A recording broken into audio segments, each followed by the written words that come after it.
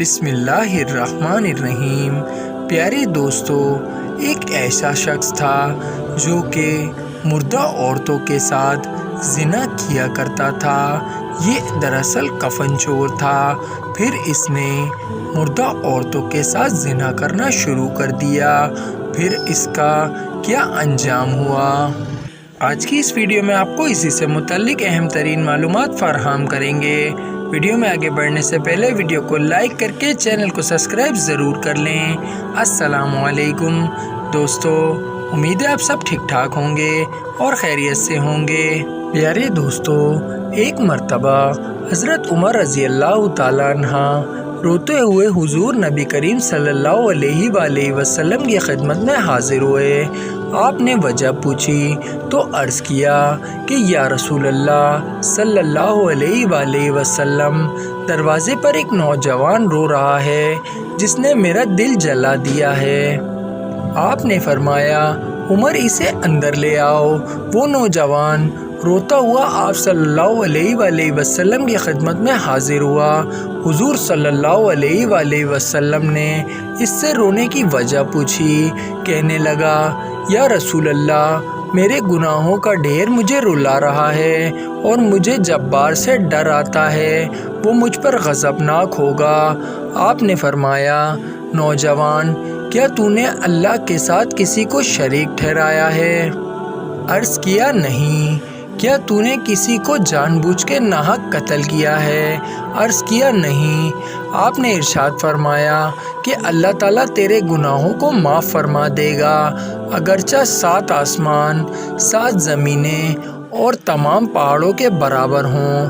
نوجوان بولا، حضور، میرے گناہ 7 آسمان 7 زمین اور 7 پہاڑوں سے بھی بڑا ہوا ہے۔ آپ نے فرمایا کہ تیرا گناہ زیادہ بڑا ہے یا اللہ پاک؟ وہ نوجوان کہنے لگا کہ بے شک اللہ پاک ہی بڑا ہے۔ پھر نبی پاک صلی اللہ علیہ وآلہ وسلم نے ارشاد فرمایا کہ گناہ عظیم کو خدا عظیم ہی معاف فرمائے گا، جو بہت ہی غفور الرحیم اور رحم کرنے والا ہے۔ پھر نبی پاک صلی اللہ علیہ وآلہ وسلم نے اس نوجوان سے فرمایا کہ ذرا اپنا گناہ تو بتا۔ اس نے عرض کیا، یا رسول اللہ صلی اللہ علیہ وآلہ وسلم، مجھے آپ سے حیا آتی ہے۔ آپ نے پھر پوچھا۔ کہنے لگا، میں کفن چور تھا اور 7 سال تک یہی پیشہ کیا۔ ایک دفعہ انصار کی ایک لڑکی فوت ہوئی، میں نے اس کی قبر کھودی، کفن اتار کر چل دیا۔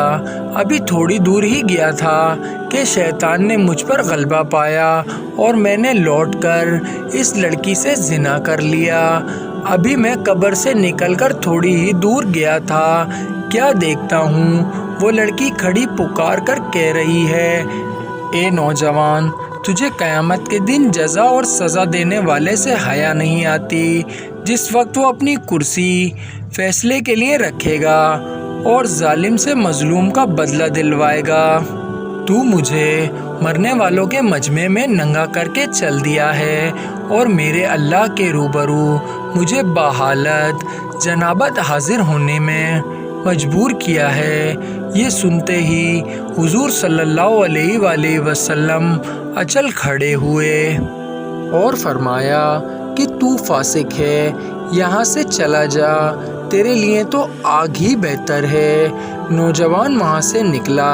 40 راتوں تک اللہ کے حضور توبہ کرتا مارا پھرتا رہا۔